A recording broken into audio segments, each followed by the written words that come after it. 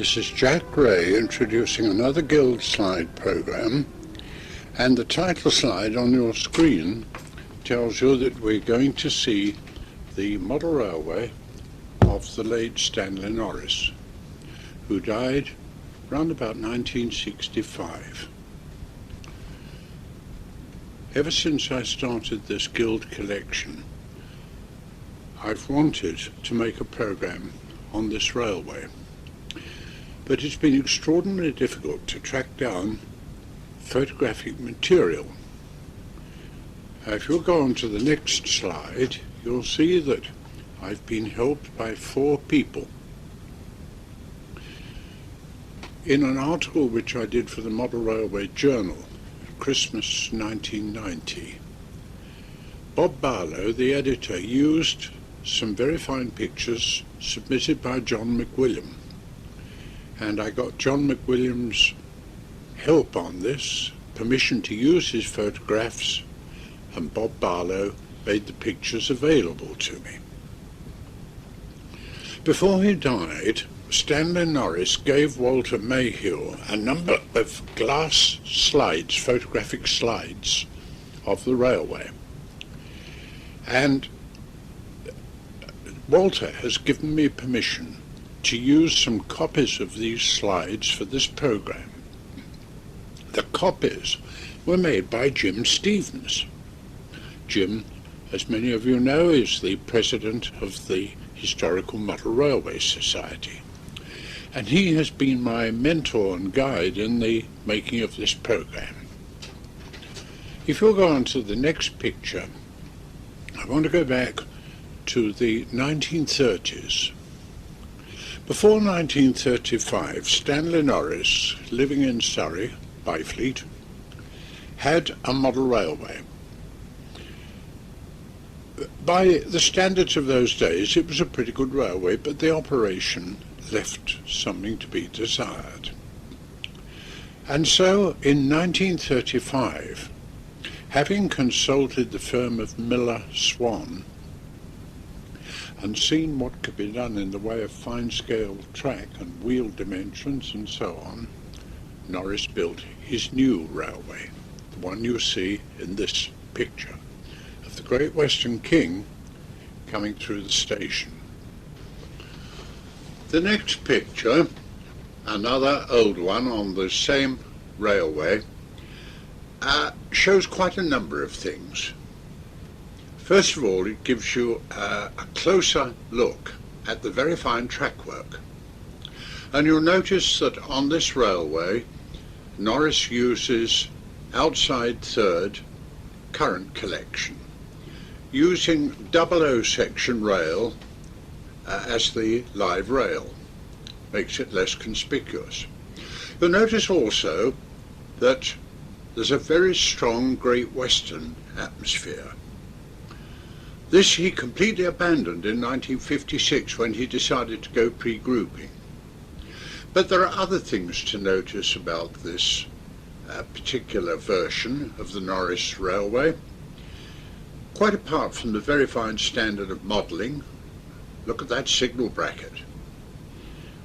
Norris was quite a considerable artist, and he did all his own scenery. And he had quite a lot to say about the painting of scenery, as we shall hear later on. Let's pass on now to the next picture. This study shows some of the track work that he had. And I think you'll agree that that tandem point in the foreground, sometimes wrongly described as a three-way point, which it isn't, does show the sort of thing that he would build himself. I think many of us would chicken out and have 2 consecutive left-hand turnouts there. Be that as it may, let's pass on to the next picture. Here's that station with that fine overbridge, with the Midland Railway train, a curly frame, coming through with some of Norris's magnificent goods wagons. If you'll pass on to the next picture, this is one more shot taken on that 1935 model railway. It shows an Ivet Atlantic, and just to show that even Homer nods, when I spoke to him about this picture, I asked him what had happened to the front coupling hook, and neither he nor Bernard Miller had noticed that it was missing.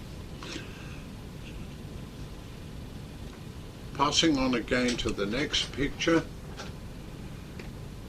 this, I think, is one of the finest shots I've seen of one of Norris's locomotives built by Bernard Miller. And I had to look very closely at this picture when I first saw it to convince myself it was a model. It soon becomes apparent on close examination that the third rail can be seen, and also you can just see the barge pole current collector protruding in front of the leading driving wheel, just under the sandpipe. This picture played quite an important part in the archives of the Norris Railway. Let's now pass on to the next picture.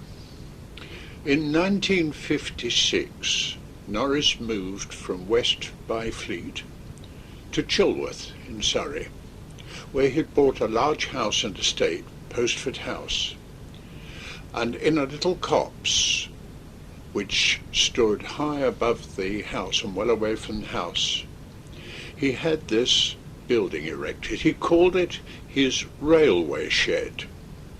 It was heated, air-conditioned, and contained workshop, and in it Stanley Norris, with the help of Bernard Miller, planned one of the most audacious and amazing model railways of that period.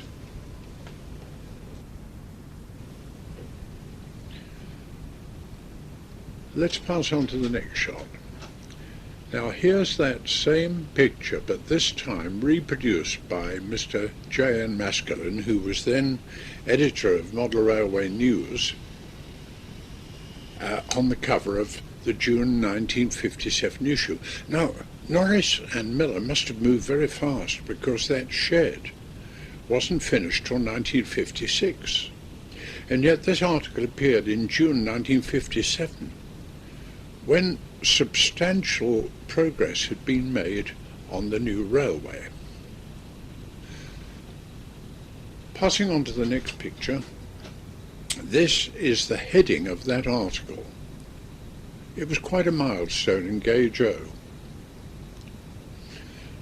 Although the article was by Stanley Norris himself, the title and the heading, of course, was not by him. He would not be so immodest. That was fashioned by J.N. Maskelyne. And it was J.N. Maskelyne who told me about the railway and suggested I might get in touch with Norris, mentioning his name, so that I might go and visit it. In fact, my first visit came in quite a different way, through John Hart, who was replacing all the rocket motors in Norris's locomotives with the famous RM motor. Let's go on to the next picture. Here's a page from that article.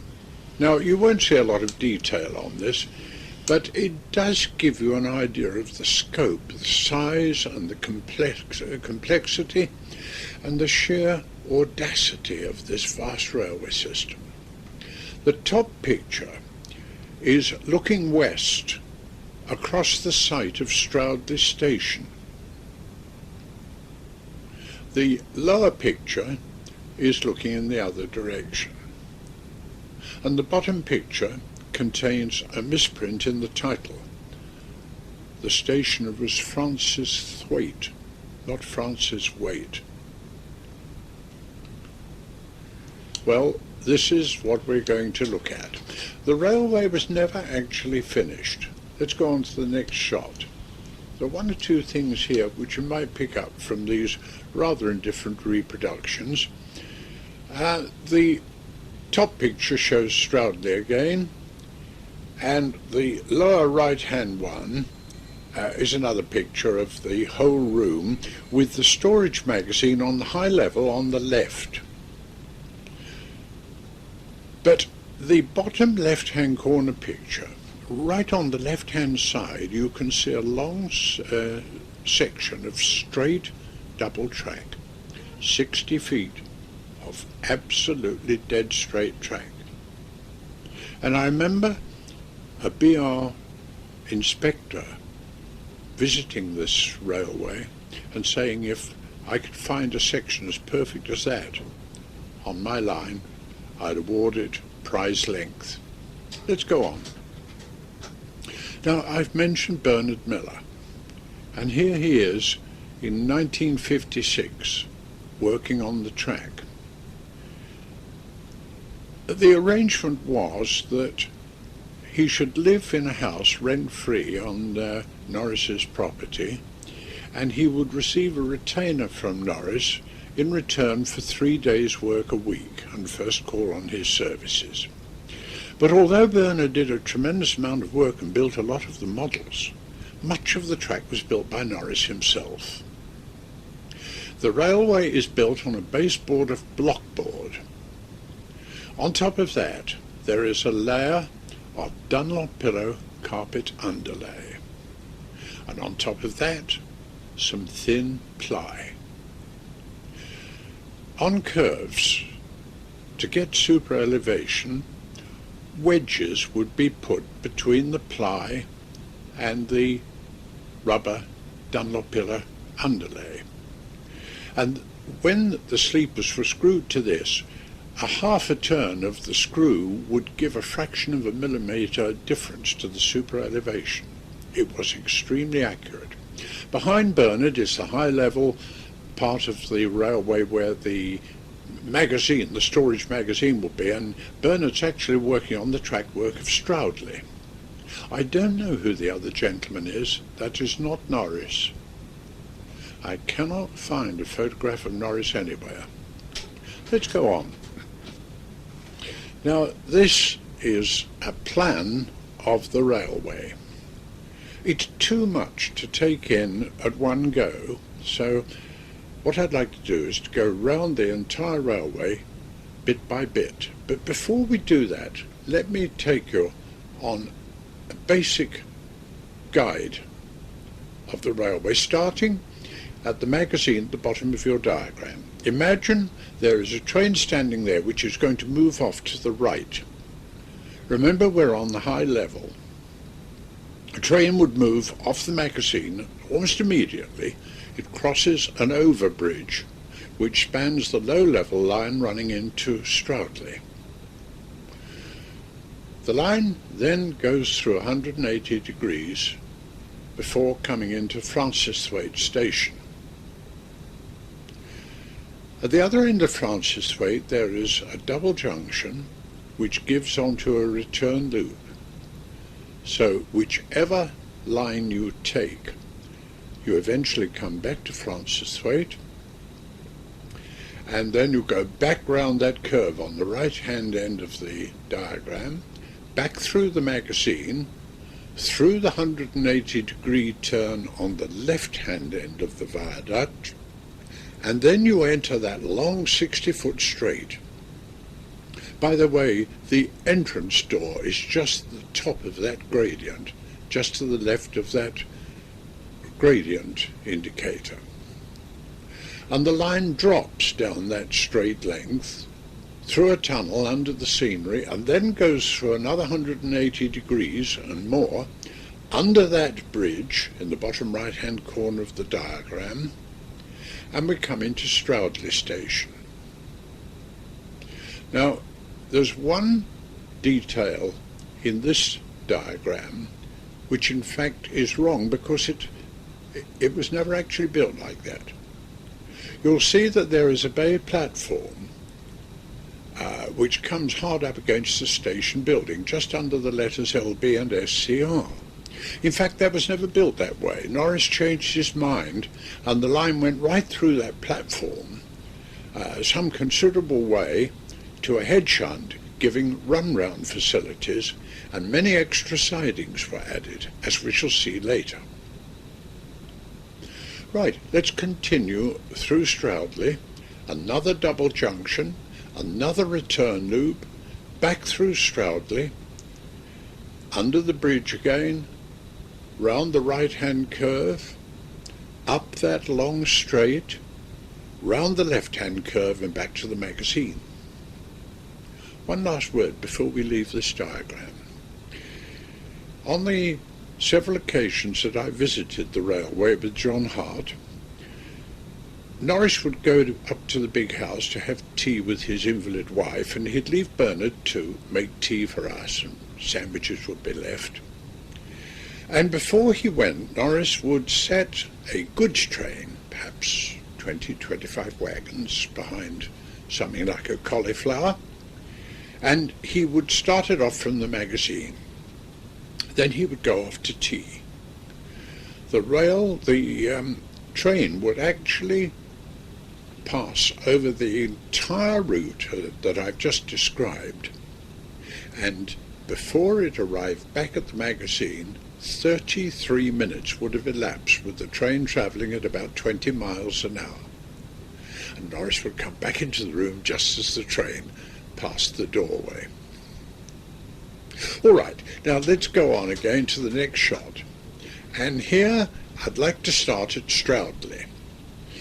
The magazine is seen at the bottom of this diagram, but what I want to consider is Stroudley Station. You'll see that overbridge on the right carrying the high-level tracks over, but we're going to consider the low-level part, Stroudley. So let's go on to the next shot.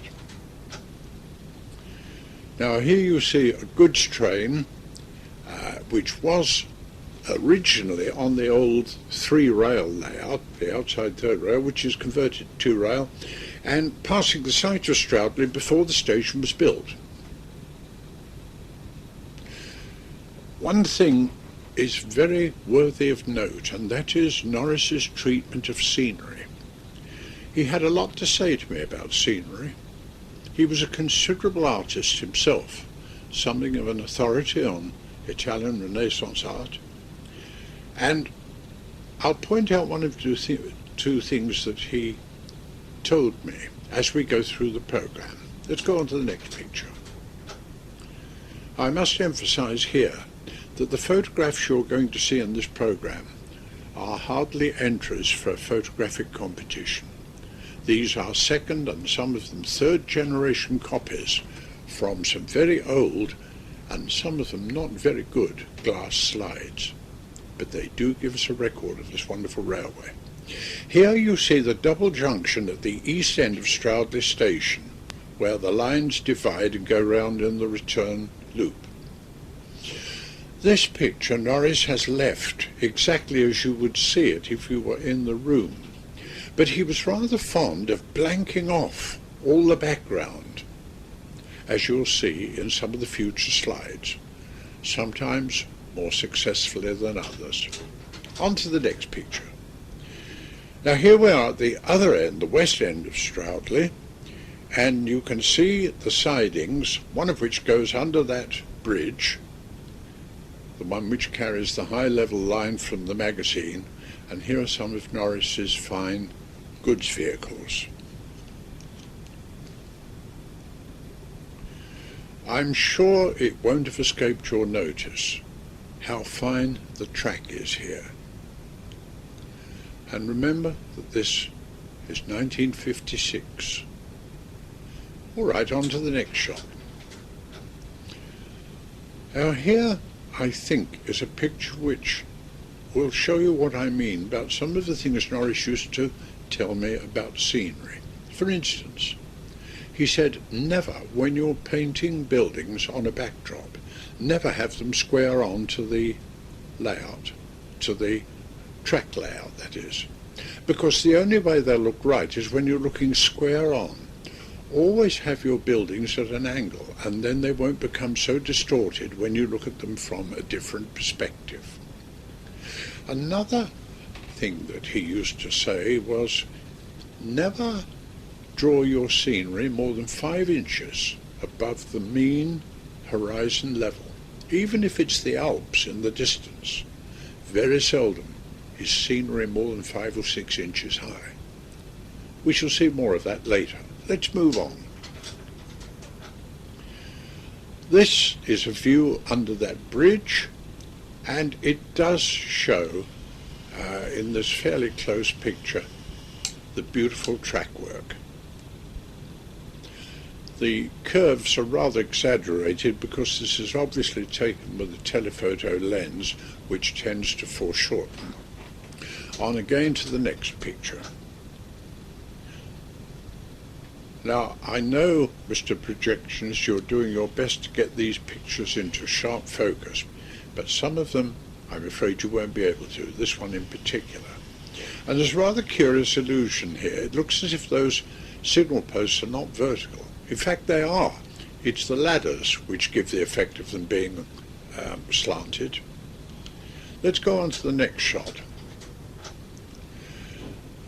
Now here you can see the platform which originally was planned as a bay.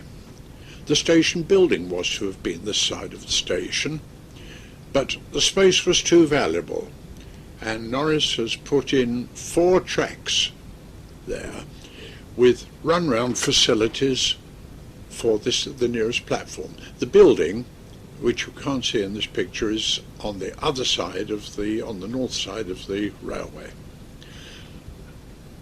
Incidentally, just to the right of those magnificent sky arm signals, you can see some engines up on the storage magazine. On again, and here's Stroudley signal box, needless to say, fully detailed.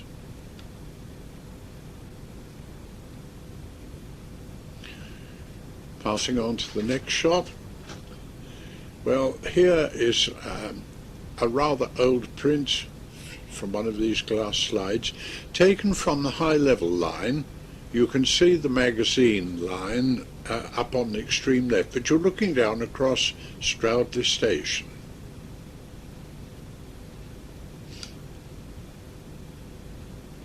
The next picture, well, now you can see where the building was on the north side of the station layout.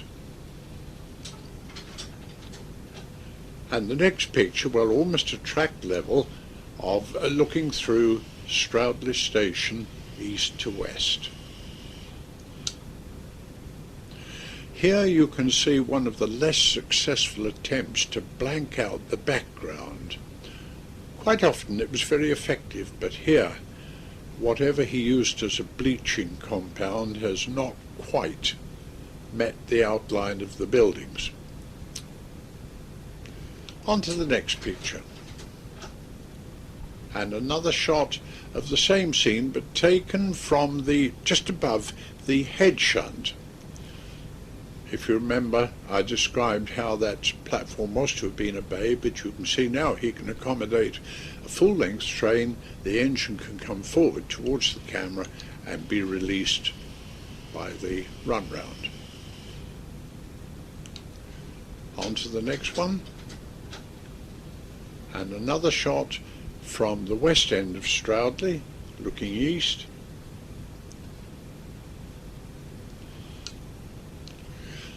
This one, Norris hasn't tried to paint out the background, and you can see the electric fan and the various pictures on the walls. The railway was never finished. The sigging was never completed, although he did get on quite a long way with it. But he was going to have full interlocking. Never got as far as that. On to the next picture. This, I think, is one of my favourite pictures of Stroudley. It was taken from an American magazine which published an article on the Norris Railway, and this gives you a very fine overall view of the east end of Stroudley Station. You can see that magnificent double junction, and you can see the return loop and the 2 tunnel mouths where the railway passes under the high level lines from Francesthwaite. The People on the station, of course, speak of pre-war periods, pre-grouping. When Norris moved to Postford House, he abandoned Great Western and went in for pre-grouping, LBSC, and various like LNWR, etc., as you will see. Let's move on again to the next shot. Well, here's one of the tunnel mouths, one of the lines coming into that double junction approaching Stroudley, the right-hand one. And the next picture, well, we're up the other end of Stroudley now. There's that overbridge, but this time you're looking at the high-level line. That Midland Railway 240 is coming from the magazine and making its way towards Francesthwaite. On again. And now I want to move on to the other station, Francesthwaite. You'll see Francesthwaite at the top edge of the diagram, and it really is a most remarkable bit of railway planning.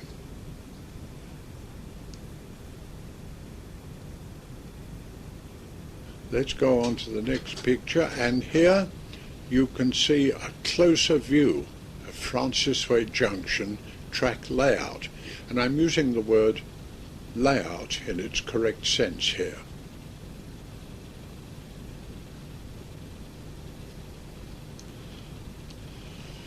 I'm not hurrying from this because although you won't be able to carry all of this in your mind, it'll give you some idea of the plan when we look at the pictures. Let's go on again to the next picture. Well, here's one end of the station. You're looking towards that long curve that goes round over the overbridge towards the magazine.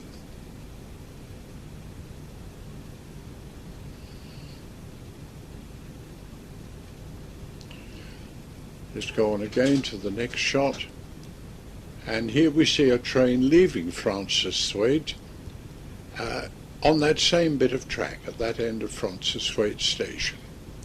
And on again to the next picture.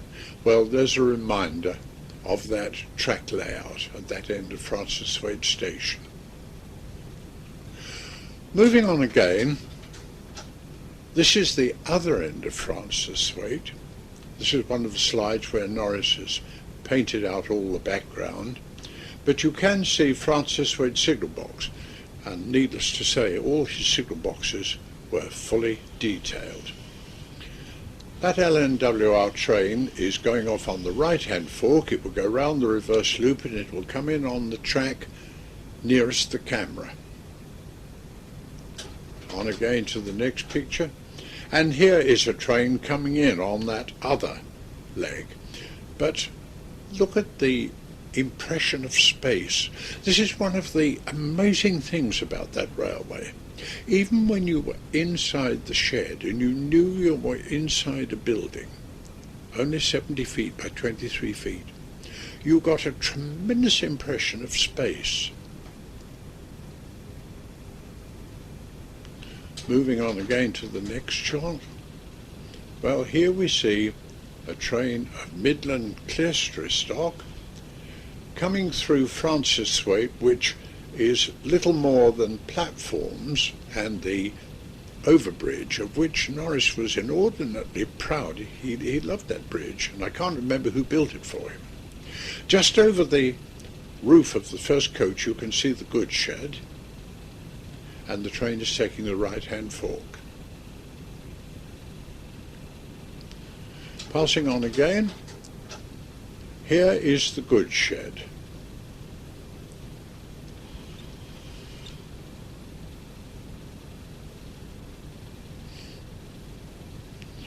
I'm not absolutely sure about this, but when I was with the late Norman Eagles, he had on his Nottingham Railway a beautiful inn And he told me it came from Norris's Railway, and I think that building you can see behind the telegraph post, I'm pretty sure that is it. Let's move on again. This one must not pass in a hurry. It really does show the magnificence of the track.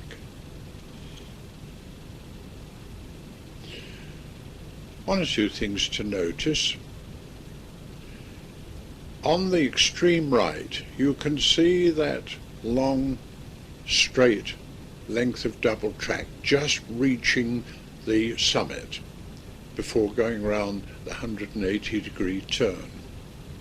You can see the door behind the backdrop. That's where you came into the room. And you can see the goods sidings on the right. But when you sat at Francis Waite with your head at track level, the impression was that those lines went out into the distance. Let's move on. Here's an aerial view of that same track work.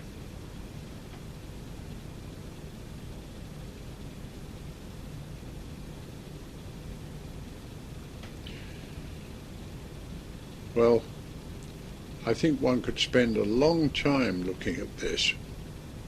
I had a feeling at one time that those diamonds were switch diamonds, but they're not. The next picture. Well, there we see that L&W train moving off again on the right-hand fork. And I've shown it again. Now you have seen the plan of the junction, the aerial view, so you can see exactly where that train is, going around the right-hand leg of that return loop. Move on again, and here again the platforms are bare, but it's another view of the same scene.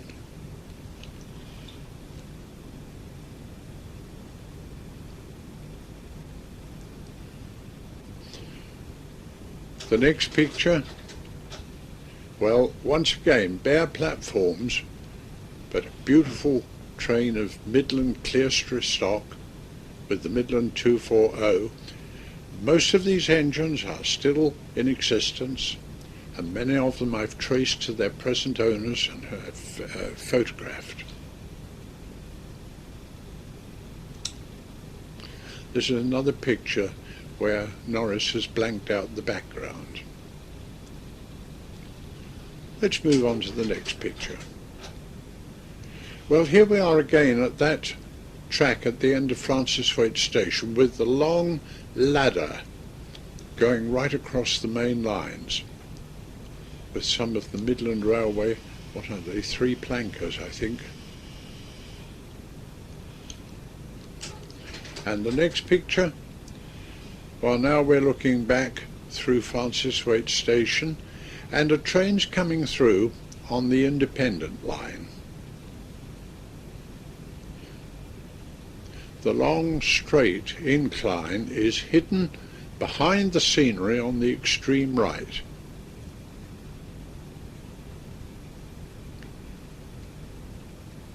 Moving on again to the next picture.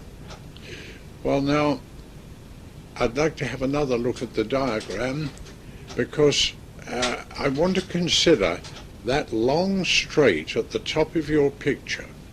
I've described how the line climbs up to the high level in that long straight section, most of it under cover. And if you'll go on to the next shot, you'll see that train of Midland Clerestory stock just breasting the summit of the long climb up. And you can see the goods sidings just outside Francis Waite Station.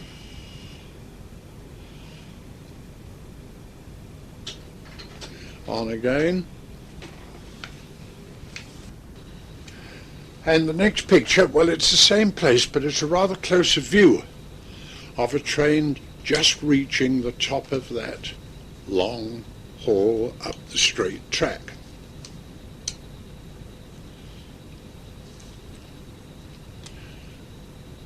Let's move on. And here's a general view of Francis Thwaite taken from the end of the room. Incidentally, all those rail-built buffer stops, anybody's ever tried to build them, I think you'll agree that they are very, very awkward things to make unless you've got a very good jig. But if you look at the left of this picture, I think you'll see what Norris means about painting scenery. None of his scenery is more than 5 inches above what he describes as the mean horizon level. Another thing he told me, it's a pity these pictures are not in colour. He said, the liberal use of purple helps to give distance. There is a tremendous amount of purple in nature. All right, let's move on again. And here is the station building at Francis Thwaite. The detail work in these buildings was quite exquisite. Again, you can see that I keep on about this long street, but it really was a remarkable bit of track. And this picture must have been taken before he covered part of that with scenery. We'll get some better shots of that in a moment or two, the building. Let's go on again to the next picture. A rather dark one, but it shows the far end of the layout, train approaching Francis Thwaite. Again, a good study of the track, although the picture itself is a little bit on the dark side. Let's go on. Now here's a rather good distant view of the station when it was well advanced.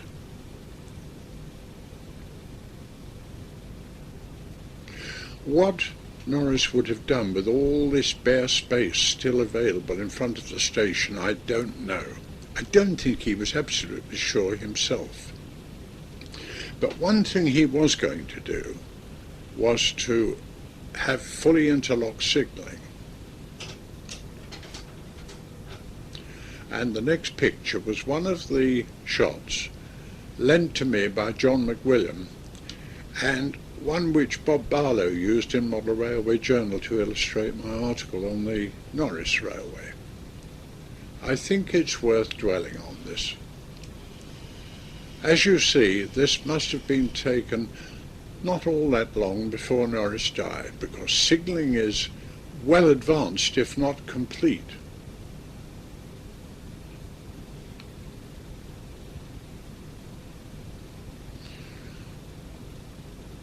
Let's move on again.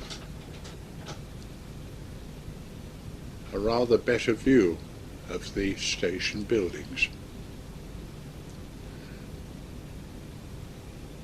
These pictures, I think you will be able to get into much sharper focus than the glass slides.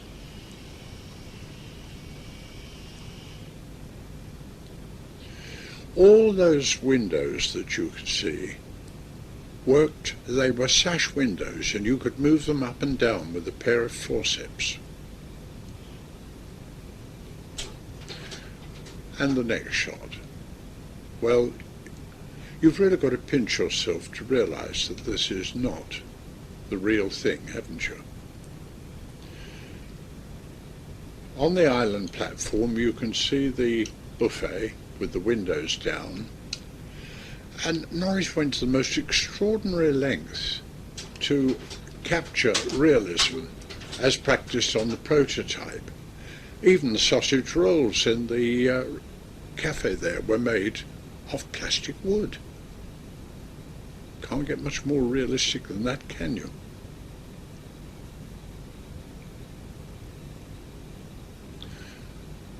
Barge boards, chimneys, roof top lights, the bridge that he was so proud of, the filigree work in the Midland type roof. It's all there, isn't it? Let's pass on reluctantly to the next picture. And here I want to consider the right-hand section of the railway where the loco sheds are. And you'll see that they are really very close to Francisthwaite. Moving on to the next picture, well, here is the main shed.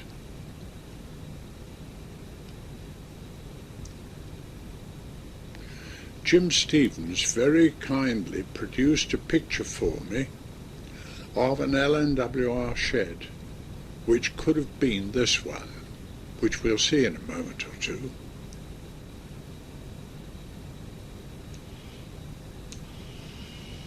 Let's move on.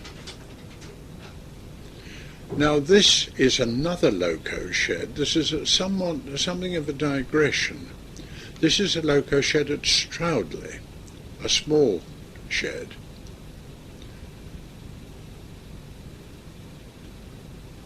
That Marsh Atlantic protruding from the shed is the biggest engine Norris kept when he left West Byfleet. Right, let's go back to the Francisthwaite sheds with the next picture. What a pity that the railway didn't survive long enough for a modern camera to go in here and get some of the beautiful detail work of the interior of the shed.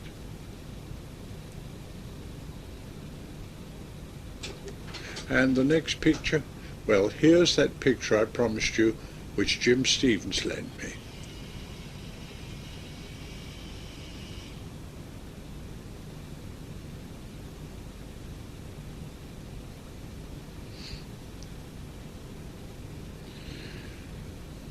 Well, let's go on again to the next shot, and here is the Francisthwaite shed again.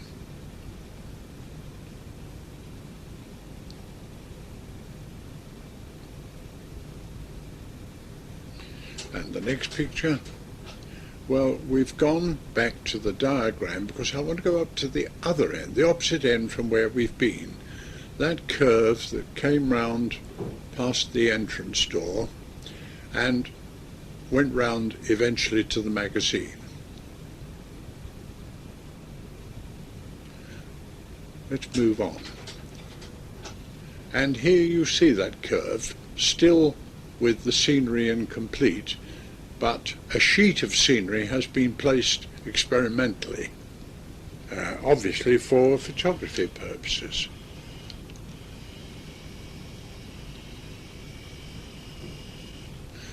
And the next picture. If you sat near Stroudley Station, you could in fact see along this length of track. It's one of the legs that leave Francisthwaite and go around in the loop.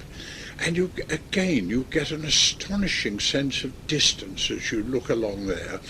One of the ploys that Norris used was those fir trees on the horizon, for instance. Each one is about 1/8 of an inch shorter than the one in front of it, which accentuates perspective.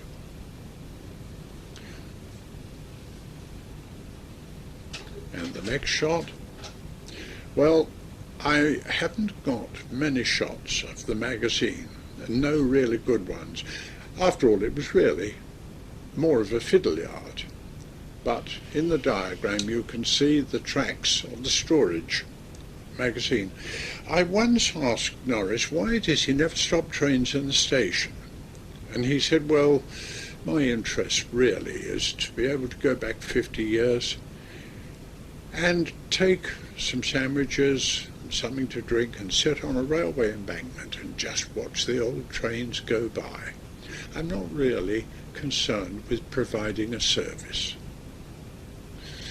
On the one or two occasions where Norris left us with Bernard Miller, John Hart and Bernard and I would operate the railway and make the trains stop at the stations. The next picture. Well, here is that magazine. Do your best to get it in focus, but you won't get it absolutely sharp, I'm afraid. You had to climb under the baseboard to reach this magazine, but it was not intended to be a particularly scenic part of the railway. And the next picture? Well, here you see a train. Again, you won't get this in very sharp focus, but with care you'll get it in reasonably clear. See a train leaving the magazine and making its way towards Francis Waite on the high level. Stroudley lies at the foot of that embankment on the right. And on to the next picture. Well, this I think is a good example of that train just entering the long drag. It's just beginning to climb up the long straight. But I've included this because I think it does show the scenery rather well. And you see what Norris means about all the buildings being at an angle. He was quite particular about that. But it's quite true what he says, that you don't get such distortion when you look at it from an oblique angle. And the next picture, well, this is something of an interpolation. J.N. Maskelyne was a great friend of Norris's, and it was he, Maskelyne, who built this Gauge O model of Plumpton. And that ran on Norris's railway. When this programme was all but complete, John McWilliams sent me some very interesting pictures, including this next one, which I hope you can read. Norris was in the distillery business, and here you see a tanker of Loch Katrine water for, what is it, Portal, Dingwall and Norris, which I believe was the firm Norris was concerned with.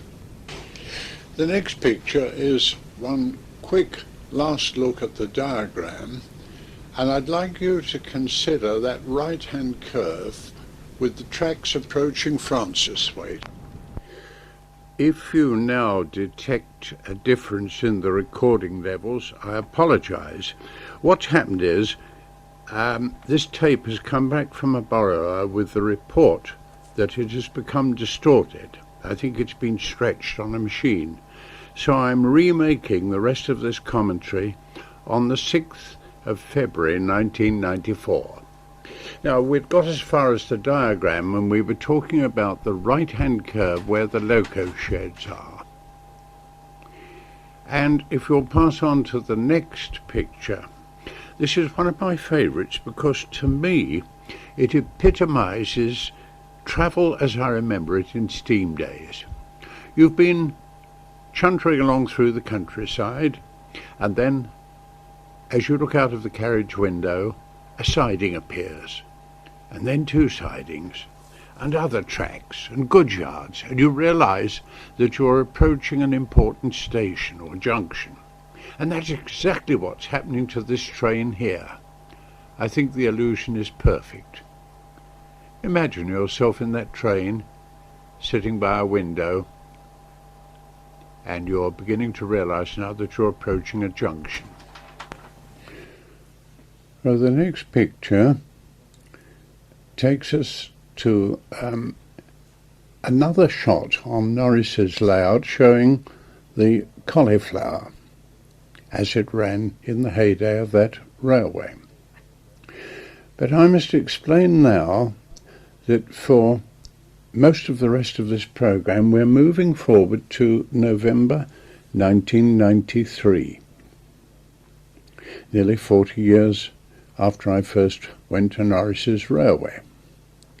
For security reasons I cannot divulge where various parts of the layout are, but I did contact the present owner of quite a considerable part of it, and I'd like to show you some of the items that he allowed me to photograph running in his home.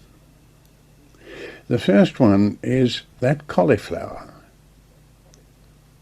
Here it is on that overbridge that led from the magazine round to Franciswaite, crossing the approaches to Stroudley. Now, if you'll pass on to the next picture, a rather interesting couple of six-wheelers. These were built by Jerry Mann and painted by Bernard Miller. They're made from Bristol board, and Bernard painted them in L&WR livery. And the first one is a six-wheel 30-foot brake, and the other one is a parcels van. And once again, staying in the same place, here are a couple of the very fine wagons.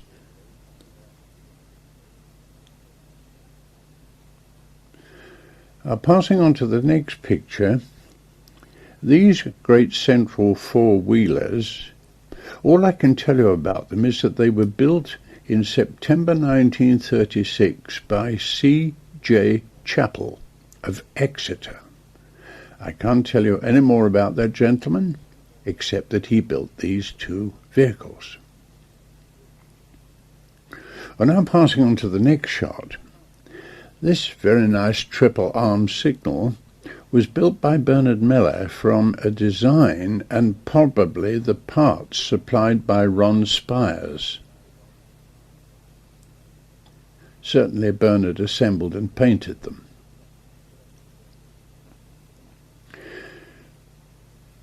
The next shot is a bit of pure railway history. This jumbo is the very first Gauge O fine standard model that Bernard Miller built in 1928 when he would have been 20. So we know that still exists. I know also that another one exists, which we shall see in a moment, in the possession of Arthur Dewar. But the one that Bernard started work on at the time he died was bought incomplete by Neil Corner, who also bought all the equipment from Bernard's workshop. And Neil, a considerable model engineer himself, finished the model off. And 2 years ago, I saw this model still unpainted. All I can say is that I think Bernard would have been very pleased with what had happened to it. You can see photos of this if you see the program on Bernard Miller. Well, now we're getting very near the end of this program, but if you'll go on to the next picture, you'll see an 062 loco built to course standards, rather unusually, by Stanley Beeson and painted in LMS colours. But in 1946, Bernard Miller rebuilt it to fine standards and repainted it in L&WR colours. On again to the next picture, and this is of a Webb coal tank, still running today, and this was built in 1935 by Bernard Miller. Solemn thought, it was nearly 60 years ago. Well, now we leave this particular layout and we go to Arthur Dewar's railway. Arthur and Walter Mayhew, between them, bought a considerable amount of the Norris Railway and stock. And this Tennant 240 was one that Arthur Dewar bought. I remember operating this on Norris's layout. It was most responsive to its controller. It had a velvety touch to it. As usual, of course, steel tyres shrunk onto the driving wheels. But that is still running today, and in fact a week or two ago I was driving it myself. Now, we move on to another jumbo, and this is what I call the middle jumbo. I don't know how many Bernard built in his working life, but we've seen the first one that he built in 1928. And in the Bernard Miller program you'll see the last one, finished by Neil Corner, but this was one built somewhere in between, now in the possession of Arthur Dewar. Well, that brings me almost to the end of this program. I thought we'd just have one look back at one of those glass slides taken by Stanley Norris in this picture of an LNWR train coming round the curve towards the magazine, passing over that overbridge. To end with, if you'll pass on to the next slide, I'd like you to see a letter that I received from Norris in 1960. I don't know whether you can read it, but just in case you can't, let me read it to you. It comes from Postford House, Chilworth, Surrey, dated the 1st of June 1960. Dear Mr. Ray, thank you for your letter of the 29th of May.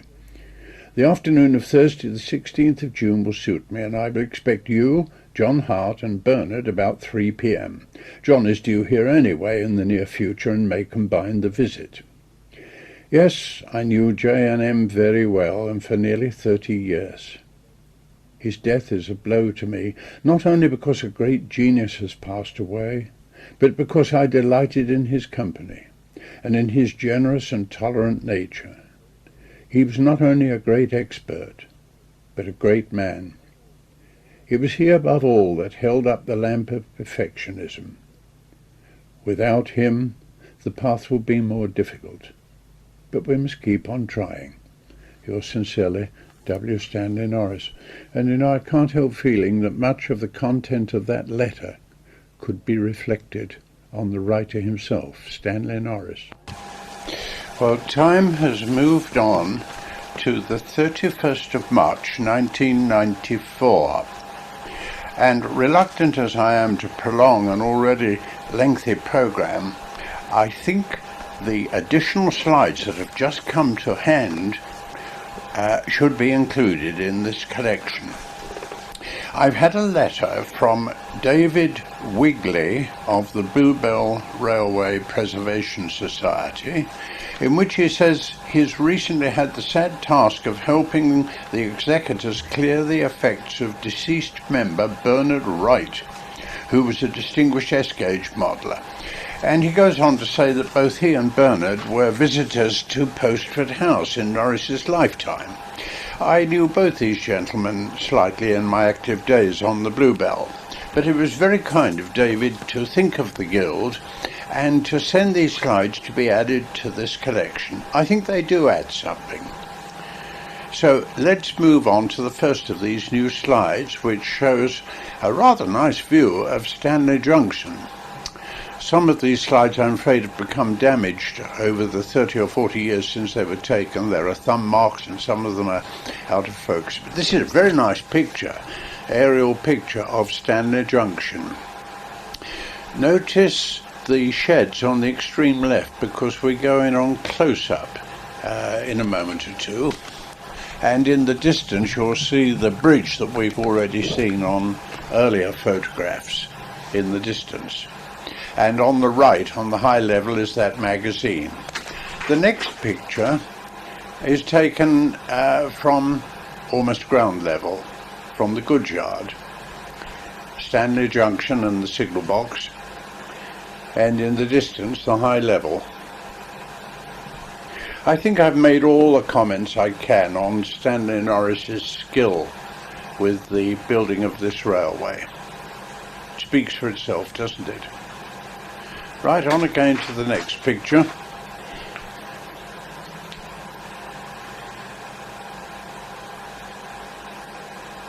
Stanley Junction still. And again in the top left hand corner you can see the engine sheds. And if we go on to the next picture, well, here we are around the other side of the track, looking at two diminutive engines on that shed. I have an idea that it was Gypsy Hill which started the association between John Hart and Norris.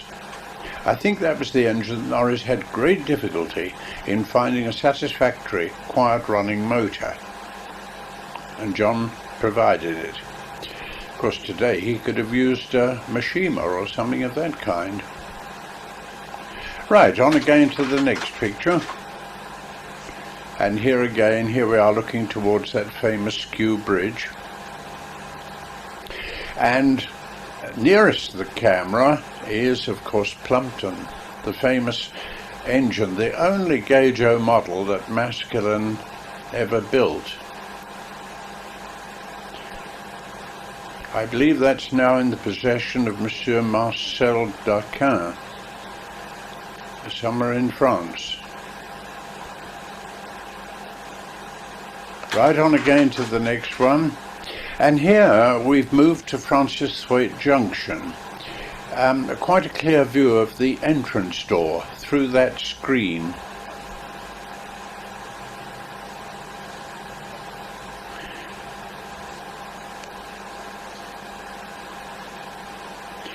It's remarkable how Norris carried that sky backdrop up so high, and I know why he did it. With low scenic backdrops, it's very difficult to take a photograph without getting on top of the backdrop in. Right, let's go on to the next picture. And here, this has been damaged by what looks to me like a huge thumbprint or something like that. But that looks to me very much like a web. Is it a web compound at Francis Thwaite with a lovely train of L&W stock?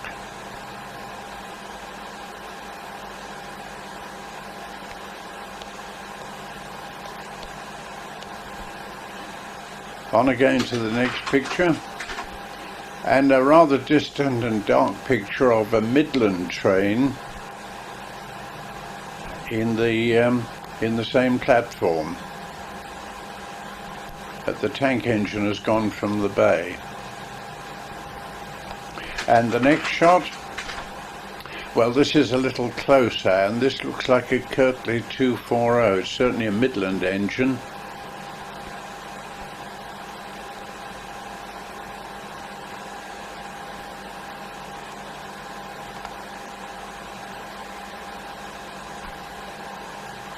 And the next shot, well, this one I cannot get into focus properly, but again you see Plumpton, and behind that is the Marsh Atlantic, the biggest engine Norris kept for the Postford House layout.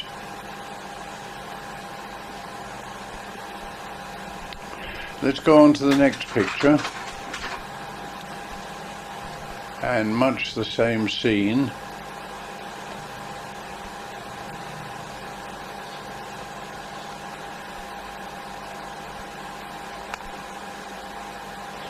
You can see the magazine on the high level line up in the background. And again on to the next picture. Well, not a lot to see here. This is taken at Stanley Junction.